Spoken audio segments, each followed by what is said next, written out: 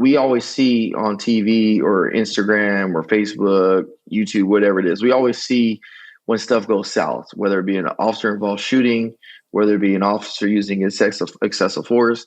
The stuff that we don't see is when officers do things the right way. And that actually happens way more than the other videos I just spoke about. Brothers and sisters!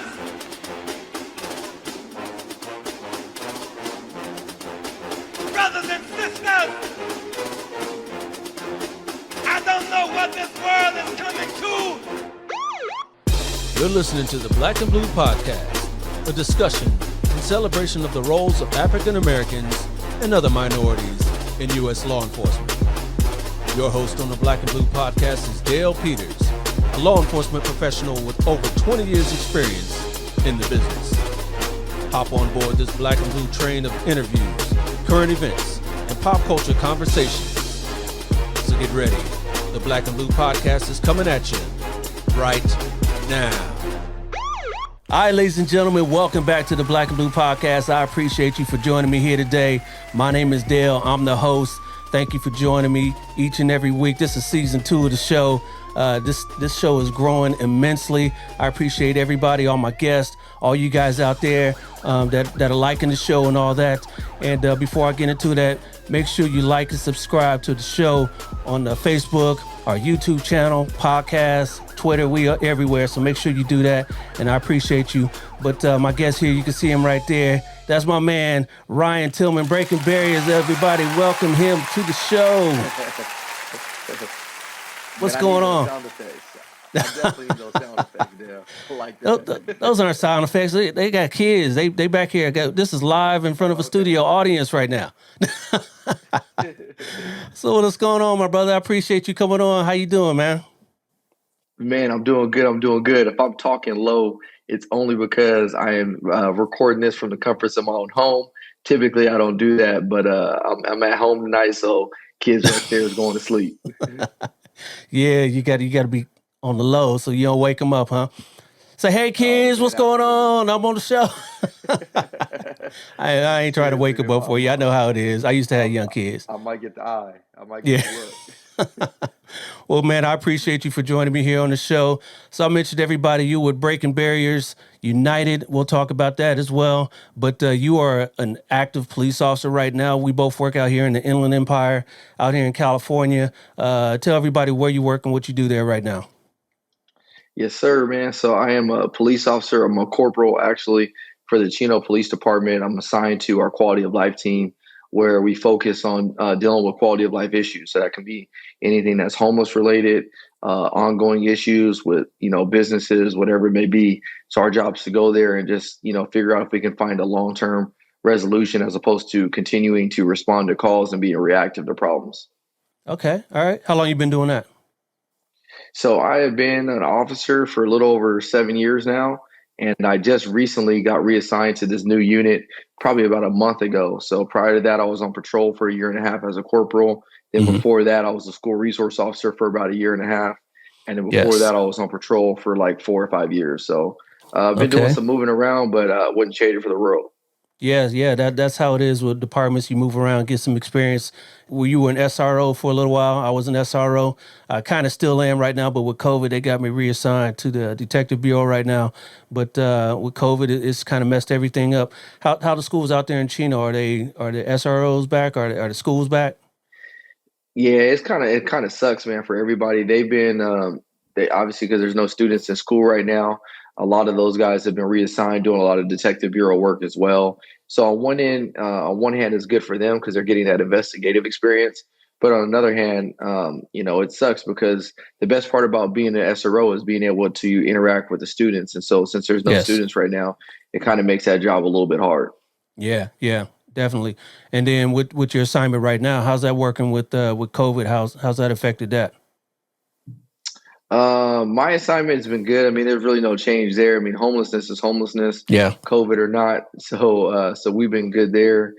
So we've been moving, man. It's definitely been moving, and we're just trying to keep one foot in front of the other. That's for sure. All right, cool. So you said you were a police officer for 7 years.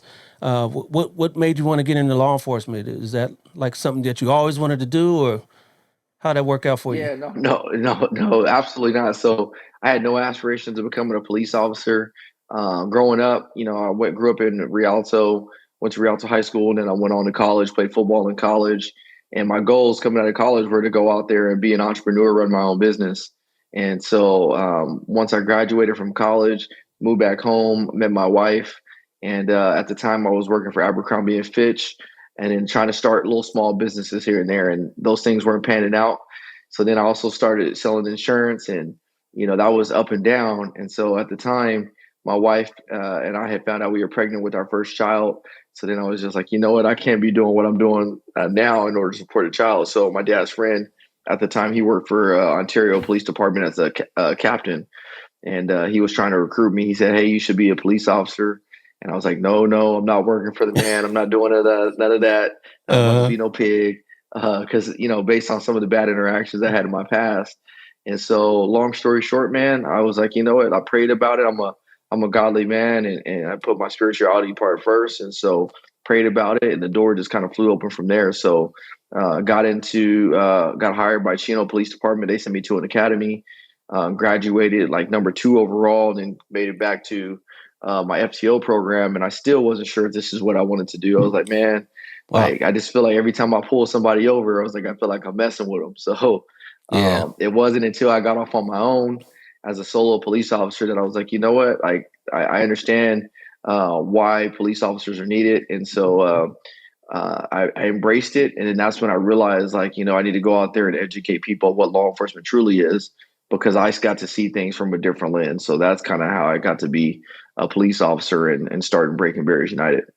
Okay, yeah, it's kind of like your story sounded like those movies, like like the fighting movies or the karate movies, where they're taught a skill, but they can't really embrace it, 'cause, until something magical happens or they have some epiphany. Then now they got the chi. Now they know, now they know how to go out and handle Absolutely. those I skills. found my chi. Absolutely. I Yeah. found my chi and let it ride. Yeah. So that's what's up. Or you ever see? It's probably too old for you, but The Last Dragon. You ever see that one? Come on, man. Catching bullets with his teeth. Yes, indeed. Yeah. Bruce Leroy. Yeah. So yeah. Bruce Leroy. Yeah. So yeah, he found his chi, and it sounds like you did that as well. And then Yes, you said you sir. were working for Abercrombie and Fitch for a little bit. So I know you got a little bit of style and all that, but you were trying to be an Of course. entrepreneur. Of course. Of The one and course, trying to only. be yes, trying to be an entrepreneur, and then you got this Breaking Berries United. What's all that about? Tell everybody. So Breaking Barriers United was started for the sole purpose of bridging that gap between law enforcement and the community. And the only reason I did it was because when my uh, viewpoint and perception of law enforcement changed, I realized that it can change for others. But the only way I was only going to be able to change that is by going out there and being transparent and educating people about why police officers do what we do. Prior to law enforcement, nobody really told me what police officers do or why they do it. Only thing I knew about police was what I saw on TV or those bad interactions that I had with them. And those interactions were just small interactions, but where officers were just super disrespectful to me or somebody in my family. And so I started realizing, like, you know what? I need to go out here and show people what law enforcement truly is. And so I started going into churches and schools and just doing a presentation about who I was, why I got into law enforcement. And then I started putting people through scenarios as police officers. And I really started to see people's viewpoints and perception change. And so that kind of just, snowballed into a whole bunch of other things that I realized, man, my initial desire was to go out there and run a business. And here I was running a business still as a police officer. So it's kind of funny how God works in mysterious ways. Yeah. How was that reception when you first started doing that? I mean, getting into these churches and schools and all that. How was the reception on that? Surprisingly, it was good. And I think it was good only because I came to them as Ryan Tillman. I didn't come to them as police officer Tillman. And Okay. I think for far too long in our profession, we try to educate people or we try to go into schools or do whatever it is. We come in there as officer, whoever it is.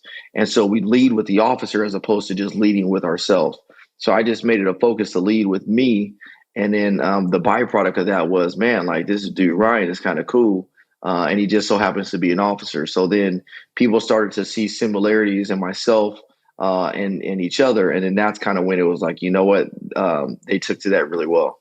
Yeah, yeah. And then, you kind of open people's eyes to what, we as law enforcement see and what we do, why we do what we're doing. And then they kind of see that, but then you get to see their perspective as well. Do you ever have other officers come out and kind of sit in on it as well and kind of see the public side of things?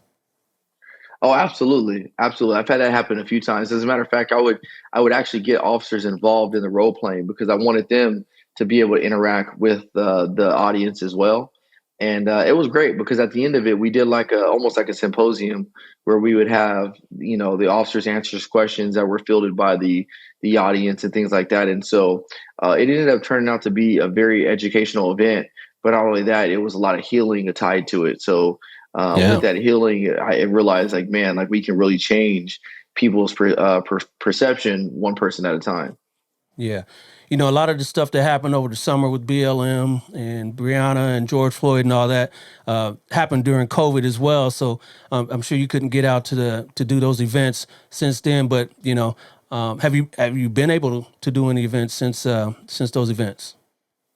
Yeah, I have. So I've actually been doing it virtually. I actually did one this morning, and I did one yesterday morning. So, and I have another. I think I have another four more by the end of the month. So I still been able to do it. I've just been doing it virtually, and it's still been equally successful. It sucks because I can't be there in person, and Yeah. I thrive on that human interaction. But for now, the message needed to continue to move forward, and so sometimes you just got to pivot in life, and when somebody gives you lemons, you make lemonade, and that's what I've been doing. Yeah. Yeah. And of course you keep it 100 when you do these things as well. You tell it like it is, whether the police are right or the police are wrong, right?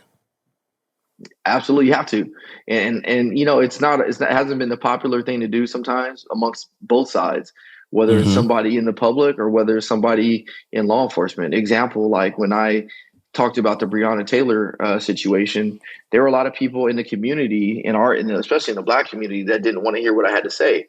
But then I call out cops. I just called out some cops the other day that were making some racial and bigotry remarks, and they need to be called out. And so the only true way that we can bridge the gap is by being able to acknowledge our wrong. And then once we are able to acknowledge our own wrong, then the community can take us a little bit more serious, and then we can start to move forward on that journey together. So it's a necessity to make sure that we call out the bad within the profession. And historically speaking, and I get it too. A lot of people think I don't get it or I'm insensitive to it, but you and I were both officers, so at any given time we can go out tomorrow and then be involved in a controversial shooting or whatever it may be. And so with the moment that happens, it kind of puts me on the forefront because I'm the one that's been saying all this stuff or whatever it may be, and I can now be, critiqued. But I'm a former athlete. I played football, and there's a lot of times when after the game of football, what's the first thing you go do on Monday morning? You go back and watch your highlight tape or your game tape. And you're not watching it to watch how successful you are. You're watching to see where the mistakes that you did and how we can improve. And so what I do, I don't like to call it Monday morning quarterbacking. I like to say, hey, it's education through evaluation. Yeah, absolutely. And that's what we kind of do in law enforcement as well. We watch a lot of those videos for training purposes so that we can see, what the officers did right, what they did, they could have done better in those situations so that when we come up on them, we don't make the same mistakes or we could just do something a little bit different. So it's kind of like what you're talking about there, right? Absolutely. Absolutely. Yeah, yeah. And then you said, in your past, you've had some run-ins with police. Yeah, did that have anything to do with you, being in your neighborhood, you being Black, being African American? What were those situations like for you growing up? I don't think it was necessarily because I was Black. And, I've had this conversation with a few people. Do you think that you've been discriminated against because you're Black or whatever it may be? And my answer to him is like, is it a possibility? Yes. But how can I prove that?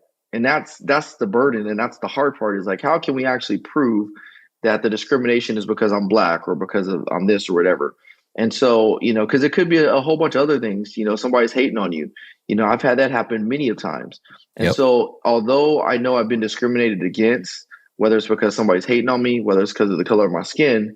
I've chose to embrace it, embrace the adversity, allow it to fuel my fire, so that way I can go out there and ultimately get me to my destination. And there's always this talk about discrimination and all this stuff because of the color of my skin. And don't get me wrong, like racism still exists. I just posted a video yesterday about some racist chief in Georgia. So we can't be naive to think that it doesn't exist, but we can't allow it to be a hindrance or something that cripples you from moving to where you need to go. Yeah, that part right there. Yeah. And you mentioned social media that you post. You're pretty big on social media, and you post a lot of these things on your pages. You mostly Instagram. You do Twitter and Facebook too. And you do any TikToks? That's what I want to know. You do any TikToks? Man, so what's funny is I have a TikTok account, and it had blew up when I first started. I had like 175,000 followers, but I ain't made a TikTok in probably like 6 months, and so I do have a TikTok. I need to get back on it. I was on it tough, man, but I just stopped. Yeah, the most place I usually am on is Instagram for the most part. I'm on Twitter very little. I'm usually the only reason I'm on Twitter so that way I can make a post on there so I can cross post it to Instagram. And I'm also on YouTube. I think we have about like almost 25,000 subscribers on YouTube. So okay, yeah, you got to get that message. The old people website. The old people website. Now the old people website was MySpace. It was. That came out when I was in high school. I always call Facebook the old people website though, because when I do my presentation in the schools, when I ask them if they're on Facebook, they look at me like I cussed at them or something. Yeah, I know. I got a high schooler and one that just graduated, so I know they don't know nothing about Facebook. Mm-hmm. They all over. My daughter, she's all over. She don't even do Instagram. She does a little bit, but it's TikToks. Up in the mirror doing all that, whatever they doing. Yeah, that ain't me. That ain't me. So yeah, you kind of got away from TikTok because you're doing more informational stuff, and TikTok's not really for the information. It's about the fun and all that type of stuff. So entertainment. Yep. Yeah, entertainment. You gotta keep it light over there. Exactly. But you like to keep it light, and I got something to show how you came to fame, how you kept it light in the first place. Everybody check this out here, what we got here.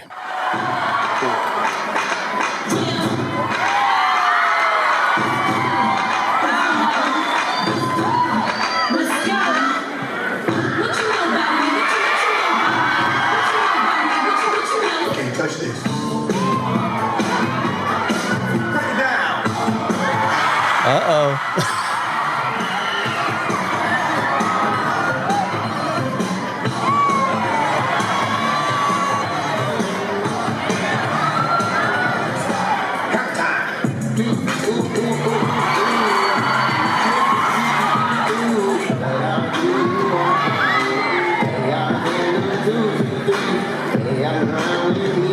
Hey.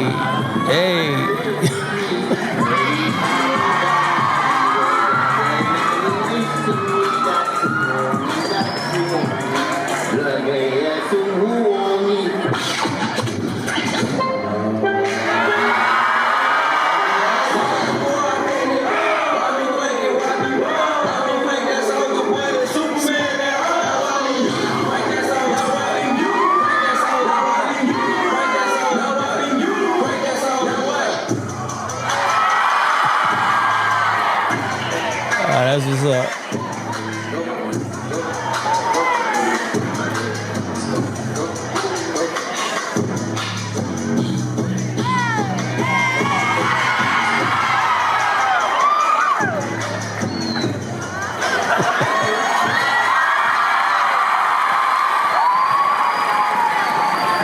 Yeah. So what was that about?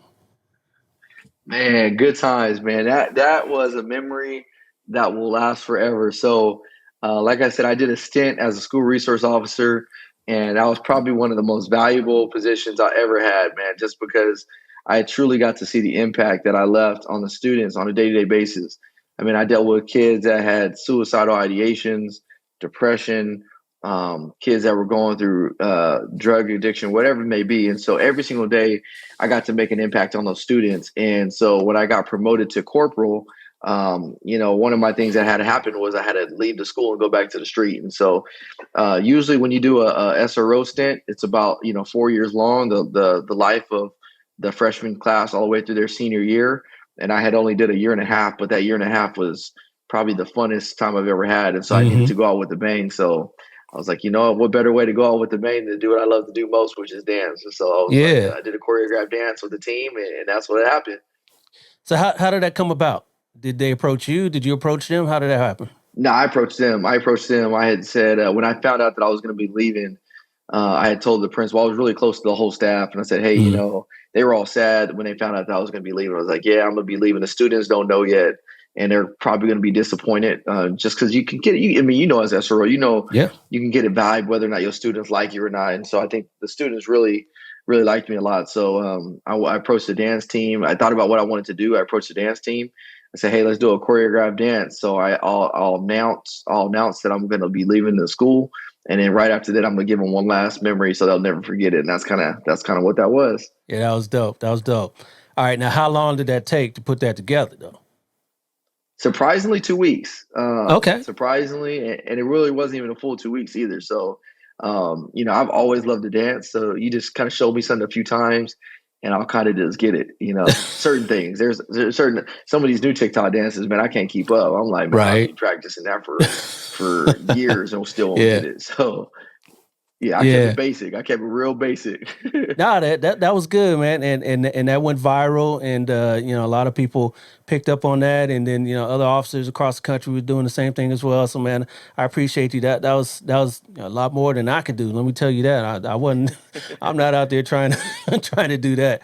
I'll probably trip over my own feet, and Yeah, as you know, I'm a good memory, man. Yeah. I'm a DJ. You see that little thing right there, that turntable right there. I'm a DJ on the side, so I play the music for y'all to dance to. It's funny because I actually told the students this morning when I did my presentation, I was like, "Man, in my next life, man, I would love to be a DJ." Let me tell you. Yeah. So I always been like that. When I was in high school, I was playing the music. I used to rap a little bit, but I was mostly a DJ. And then my boys would be out there break dancing. I was like, "Nah, y'all can break your neck spinning on your head. I'll just play the music for you. I'll play the music for you." Simple. Yeah, exactly. Yeah, that's what's up. Man. So, you had a real rewarding career as a short career over there as an SRO. What else is more rewarding about the job that really stimulates you as a police officer? Honestly, man, it's really being able to see true impact. We always see on TV or Instagram or Facebook, YouTube, whatever it is, we always see when stuff goes south, whether it be an officer involved shooting, whether it be an officer using excessive force. The stuff that we don't see is when officers do things the right way. And that actually happens way more than the other videos I just spoke about. And so, when you go onto a call for a baby not breathing and you help bring that baby back to life, or, today, actually, my unit that I'm in charge of, we literally just took a guy that's been homeless off on our street, and he's been a drunk for like 10 years. We took him to rehab facility today. And so that's what makes a lasting impact to me. Yes. And one of my students actually last year, when I was SRO, he was shot, and I was the first officer on scene. And so I took him to the hospital, or helped get him to the hospital as I was holding his chest, and he ended up surviving. And so those are things that make this job worth it. Yeah. We don't do it for the fame. We don't do it for the publicity. And that's what I always tell people. Like, I showed a video last week of officers in Arizona when they responded to a hostage situation where a guy was holding his baby and he was shooting at people. And the officers did a phenomenal job when they showed up, and they were able to stop that guy and then retrieve the baby and then go into daddy mode and start coddling that baby.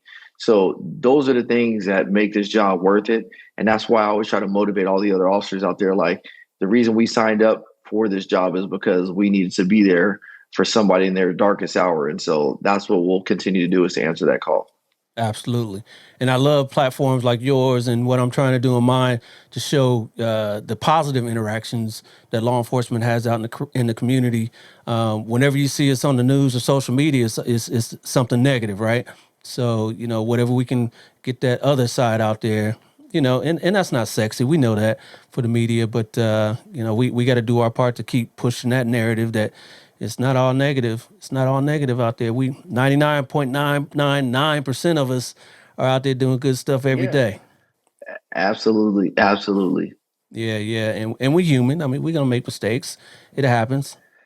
Yeah, no doubt. And I think sometimes people get confused with that. I think a lot of times the narrative out there is that we're doing things or officers are doing things because they're racist and they have this, you know, um, chip on their shoulder against other races or whatever it may be. But I can vouch and say, that's not the case for 99.9% of people. Yeah, Usually when you see an officer do something that they shouldn't have been doing, it's just because either they're a bad officer or their training and tactics were just terrible.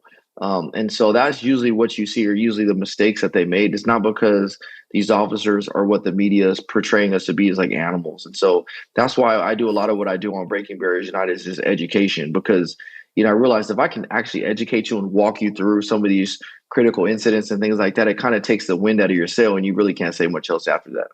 yeah, no doubt, no doubt. And you guys get a lot of training in your own department. I know that's the big thing nowadays. And it needs to be said as well. It needs to be done. The training. You guys get a lot of good training at your department. I know money's tight nowadays. How's it? Man, one thing I can say about my department is we've always been ahead of the curve when it comes to our training. Always. I mean, sometimes I remember when I first got there, I mean, we used to always be like, man, we train a lot. Like we it's like overkill. But, being a little bit more mature now, being, getting older and getting more experience, you can never have enough training as an officer. And my department does a phenomenal job of staying ahead of trends and knowing what's coming, knowing what we need to be, equipped on. One of the trainings we recently did, whereas we showed up to, a scenario, and they say, hey, you know what, the call for service is your partner just got done chasing this guy and he has him handcuffed, and this is where the scenario starts. And so the scenario starts and you walk up and you see your partner hit somebody with a baton with them handcuffed, and they want to see your response. And obviously the right response is go and stop them and pull them off. But you might ask, why is that? Why do we even have to train like that? And what people don't realize is because until you're in a situation like that where you see your partner doing something that's unethical or unmoral, how do you know how you're going to respond? Like, that's something you need to train for too, because they're your partners at the end of the day. So, like I said, my department has always been ahead of the curve when it comes to stuff like that. And I'm truly blessed to work for such an agency like the one I work for. Yeah, yeah. Playing devil's advocate on, a scenario like you just said, because, we'll do those training scenarios as well. But people would say that, of course, in training, that's what you're going to do. You're going to walk up and tell your partner, hey, stop that, because that's what they want to hear in the training. But are you going to really do that in real life? The only way to know is whenever that person's put in that situation. Yeah. I will say though, like, one of the reasons we train is it's kind of similar to, a critical incident where you've had been involved in an officer involved shooting. They always say you'll never rise to the occasion. You're only going to fall back to your level of training. Well, the same thing holds true when it comes to things that are immoral and unethical. Is, if you haven't put yourself in that spot and say, hey, what am I going to do if I see something that goes not how it's supposed to go? You're going to go in fight or flight, which is either you freeze and don't know how to respond, or you're going to react and say, hey, look, no, we're not doing that. And so, yeah, you can have your devil's advocates all day that say that. But, hey, I would rather say, hey, at least we trained as an agency. At least we trained and this person knew exactly what they should and shouldn't be doing, as opposed to, hey, yeah, we never discussed that with our officers, and therefore that's what they were out there on their own program.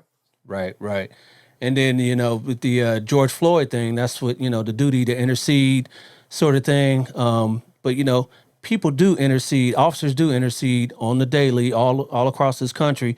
And of course, you don't hear about it because, again, that's not sexy. That's not, I mean, what are you going to report on I guess a negative, Exactly. trying to prove a negative, you know what I mean? So that's exactly not what, the news is going to glom onto is an officer stopped his partner from doing something, that's not going to happen. So, I mean, it is what it is, but that's what us officers are out there doing every day. I tell my partners in a minute, hey, chill, I got it. It's that simple. Sometimes it's not that easy to, for the both of us, we're veterans. We've been around a little bit. But like one of the officers over there at the George Floyd, he was a rookie. and he tried to say something, right? And yeah, exactly. And I was telling people that's tough. Like, how do you, as a rookie? I mean, you don't really know what's right, and what's wrong when you're a rookie. You know what I yeah. mean? So, yeah, that's Although a you different do know what's right and situation. what's wrong, right? Yeah, absolutely. You Yeah. know, from a moral and ethical standpoint, you know Yep. what's right and what's wrong. But as far as like training policy and things like that, so did he have a duty to intercede? Yes, he had a duty to intercede. But we can't. It's not always cookie cutter like people to say. Chauvin, absolutely. Like that dude had no reason, no reason whatsoever to do what he did. And dude should never have been a cop. He should have been gone a long time ago. But some of the other guys, we gotta be able to take a full context picture and see, like see what the full picture looked like before we can actually decide whether or not this person's intent was not to intercede or just to kind of go with the program. Right. No doubt. No doubt. And you mentioned earlier that, you played ball in school, played football. What position were you? I was a DB, man. I was a DB. We DB. prima donnas out there. Yeah, Okay. I was a Well, corner. the prima donnas are the receivers. So, but you know One what they might say about argue. DBs? You know what they say about DBs? The What they say receivers that about can't catch. Hey, man, one might argue. One might argue that fact. I mean, Yeah. prime time. Prime time he was a receiver, Yeah. but he Yeah. was famous for his DB, and so he was a prima Yes. donna. Yes. Yes. Yeah. Well, yeah. When you talking about prime, yeah, no doubt. No doubt. But, I Look just good. wanted You look to. good. You look good. You play good. You play good. They pay good. That's him. That's him all day. Him all day. I love Dion. But I bring that up because we were talking about, training and staying fit and all that. And us in law enforcement, we got to stay fit. Sometimes it gets harder as you get older and you get kids and the family and all that. You trying to stay fit yourself? How you doing that? Oh, absolutely, man. So I typically work out about 4 to 5 days a week. I hate running. When I was in high school, I sprinted. So I was a sprinter. I did a lot of sprinting events.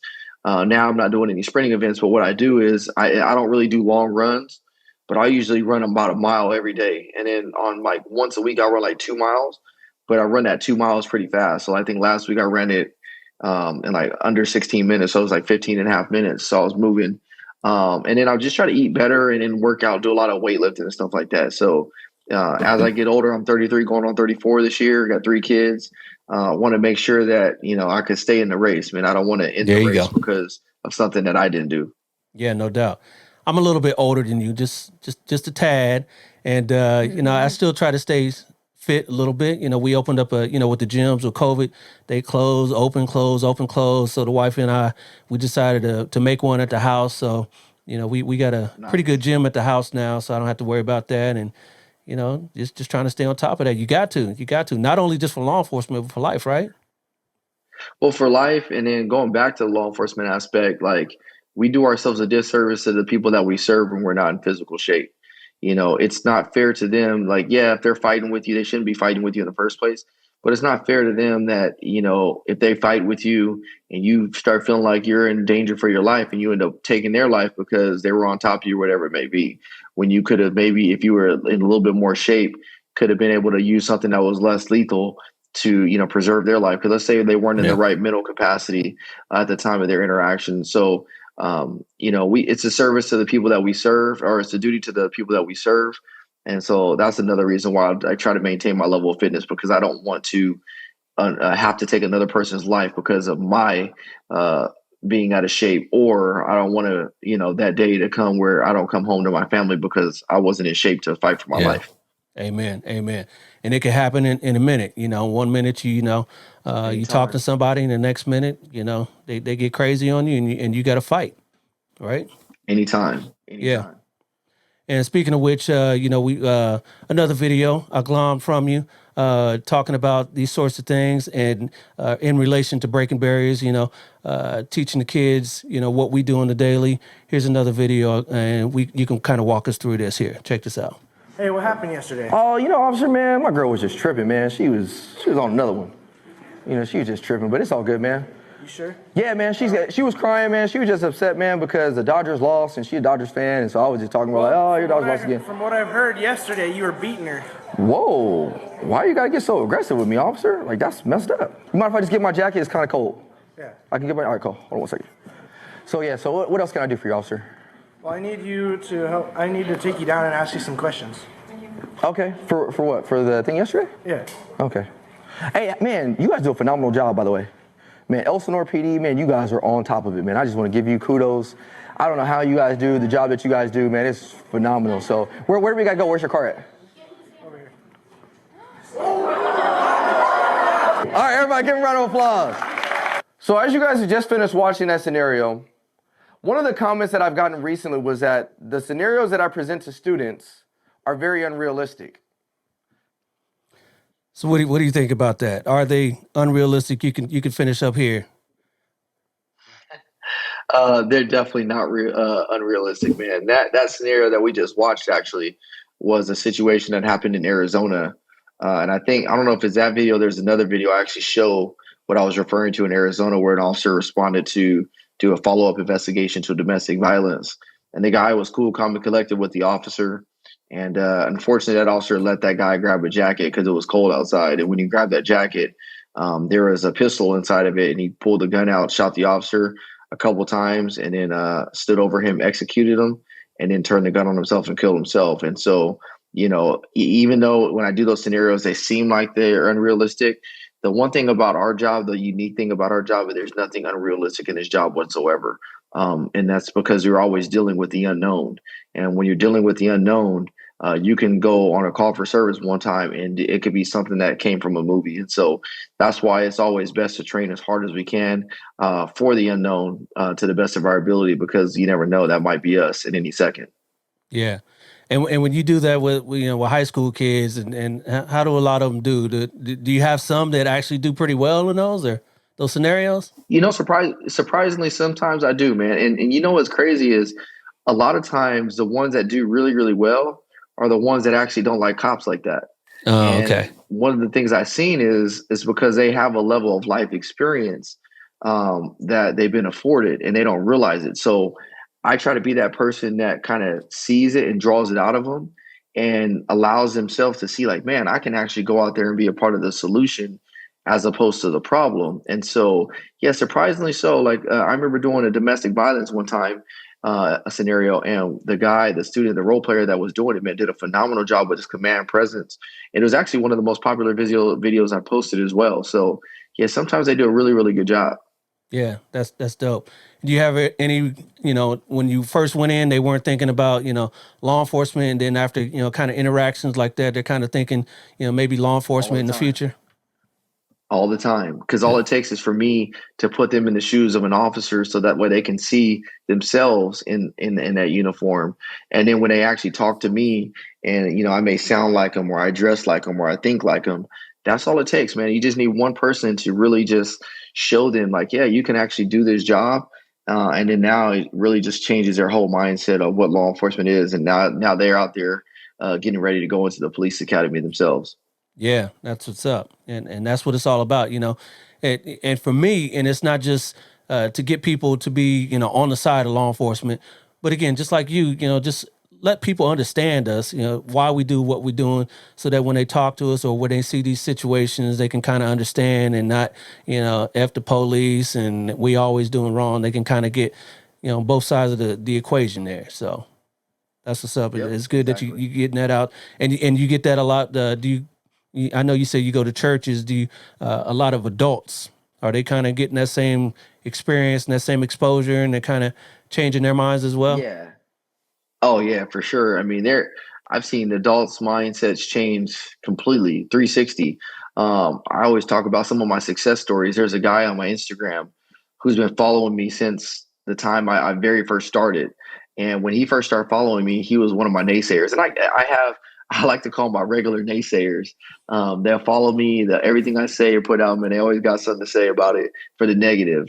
But this guy, man, he's following me, and we occasionally will have dialogue, like really good constructive dialogue. So it's nothing where we're arguing, nothing like that.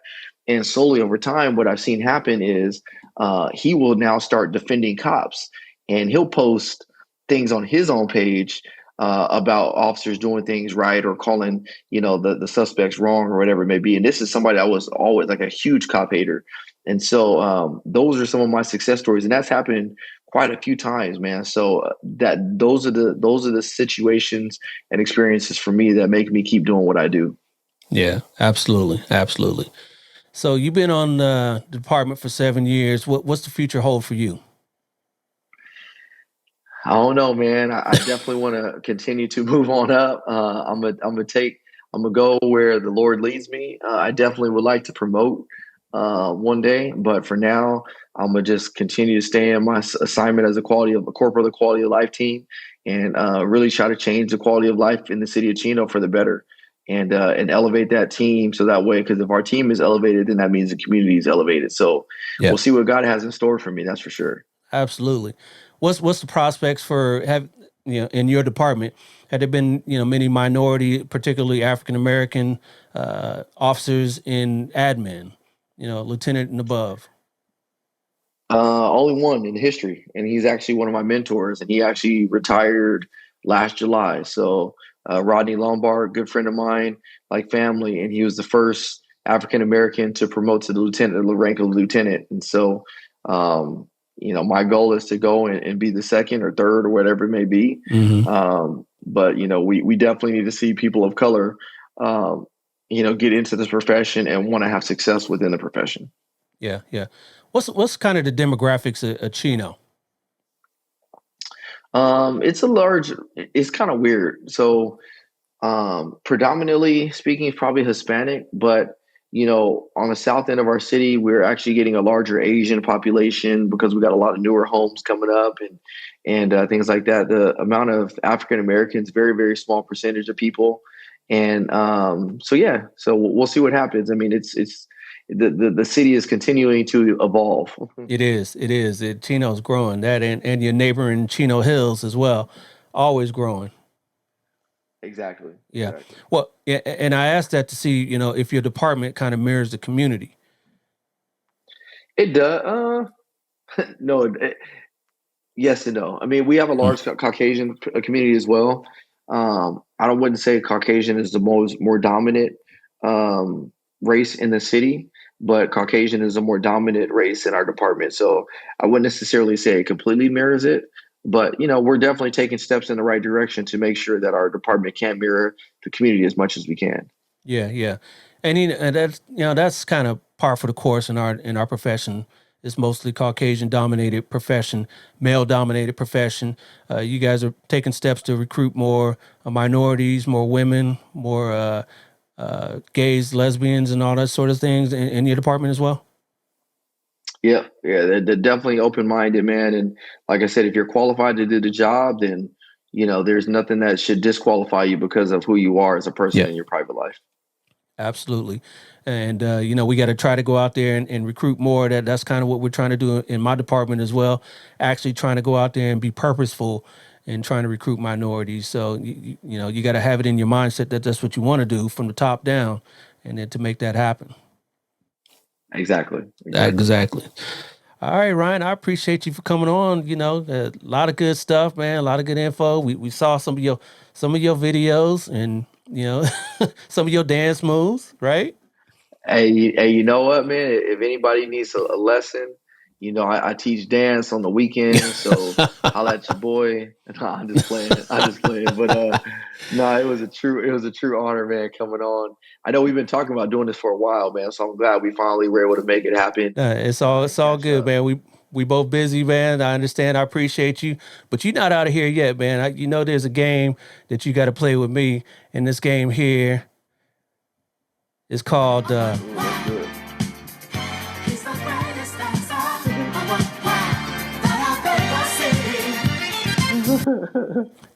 Dancing with the Stars, my brother. Since you a dancer, I cater this this game towards you. I love it. Yes, what I'm gonna do is I'm gonna show you some clips of some celebrities dancing. You're not gonna be able to see their faces, and I want you to guess who that dancer is. I'm gonna do terrible, but I want you to get more right than you get wrong, and I think you could do it. I am terrible with names. No, I know you know. I know you could do this. Here's your first one.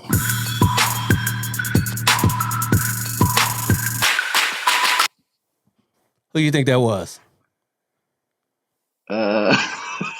I'm gonna say J Lo. No, that's Paula Abdul. Oh man. Oh, for This is one. already starting off. This is already Yeah, starting off. we got you though. We got you. Check this one out. Oh, that's got to be James Brown. That is James Brown. Yeah. So could you do that? Oh yeah, all day. All day, all day. All right, 1 for 1. Here's your next one.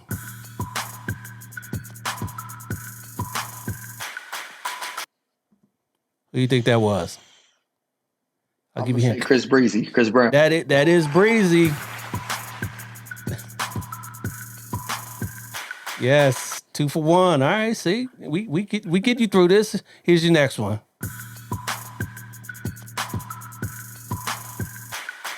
Oh, I know you know that movie. I'm gonna go with Janet Jackson. That is Janet Jackson.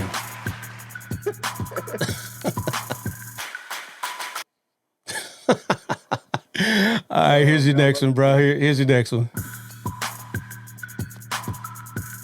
I got that one. Who's that? I'm gonna say Usher. That is Usher. Usher, baby. All right, see, this is not as hard as you thought it was, right? Here's your next one. Not to make this racist, but you notice I getting all the black people right. Paula Abdul had a little son. I think she had a little black in her. I don't know. She had a little sister. She had a little Yeah, sister. yeah. Here's your next one.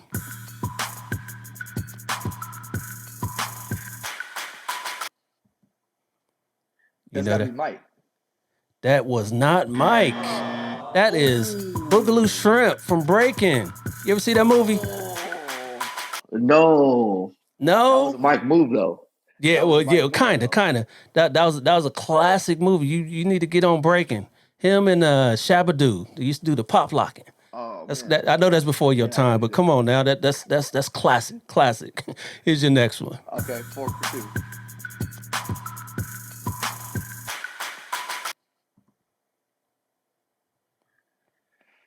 I'm gonna go with Michael again. Michael? That is not Michael. That's John Travolta, Saturday Night Fever.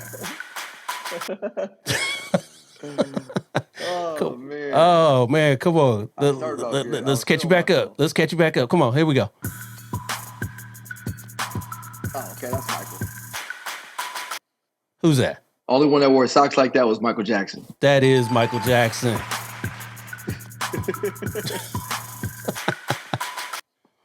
I knew he was coming up. I knew he. Yeah, you knew he had to be cool. You knew it. Here's your next one.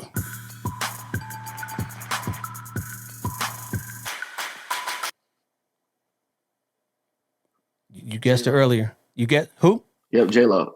That is J Lo. Yep. Couple more here for you. Here's your next one.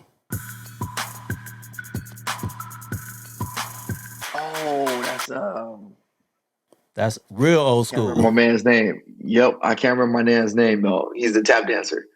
Yeah, give me something. First name, last name, starts with a. I can't do it. You gotta give it to me. Fred Astaire. Yep. Tap dancer. Yep. And here's your last one, and you better get this one. Oh, MC Hammer, baby, come on now. Hammer time. Yes. That's Hammer time. I played up. Yeah. That's why I said you better get it because you did that move in your video. I played football with his nephew. Oh, okay. All right. You got more right than you got wrong, so we're gonna call you the winner.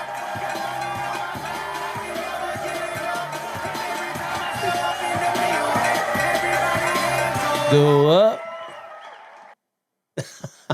Yeah, you the winner. You got through it. I think you got like almost 60-40, something like that. I didn't keep count, but you got more right than you got wrong. So I think I missed 4. You missed like 4, yeah. I missed 4 and got 6. Yeah. How many were there? 10? There were 11. Yeah, I got 6 out of. No, So I you got got seven. I think I got Seven out of 11. Yeah, 7. So yeah, you did good on that, man. Hey, So hey, you know your hey, dancers. hey, that's a pass. That's a pass. No, you did good. You missed John. You need to get on that breaking, and you need to watch John Travolta in Saturday Night Fever, right? And you kind of knew Fred Astaire. Yeah. I knew all my folks though. Yeah, you did. You need to be cultured, branch out, man. Think outside the box, right? Like right now, you in the box. Think outside the box. You're absolutely right. It's all good, man. I appreciate you for coming on, Ryan. This was fun, and this will be out soon in a couple of weeks. I'll be sure to let you know, man. But tell everybody how to reach you on Instagram. Yeah, you guys can follow me for sure at Breaking Barriers United on Instagram. You guys can follow me on Facebook, same thing, TikTok, Officer Tillman. And then got a podcast called It's Needed, which I got to get you on there, Dale. But I got a podcast called It's Needed, #It's Needed. So yeah, check me out on there, man. You guys can find me, and also on YouTube under Breaking Barriers United. All right. What do you guys kind of topics you guys handle on your podcast on It's Needed? We talk about real issues involving law enforcement in the community. So very similar to this, but we keep it, 100% transparent. So sometimes we give people, this past week we had a discussion about the thin blue line and qualified immunity, and my thoughts on things like that. And so, we definitely talk about real issues, and we do breakdowns. Sometimes we did a breakdown of the Jacob Blake situation, Breonna Taylor, and things like that. All right. Be sure to check that out, everybody out there. #It's Needed. Ryan, it was a pleasure, man. I appreciate you. You the man. Thank you, man. Dale, appreciate you, Ryan. Always love you, man. Love you, and we'll talk soon for sure. Absolutely. Thank you. All right, ladies and gentlemen, that's it for this episode of the Black and Blue Podcast. I want to thank my guest on this episode, Corporal Ryan Tillman of the Chino, California Police Department, and also Breaking Barriers United, for joining me on this episode. Man, I really enjoyed this conversation with you. I appreciate you. Be safe. And if you guys out there enjoyed this episode as well, make sure you like and subscribe to the show on the Black and Blue Podcast YouTube channel or whatever podcast platform you hear my voice today. I'll be back next time with another interesting guest. Same black time, same black channel. But till then, y'all already know. Stay black in blue. I'll holler at you. Peace.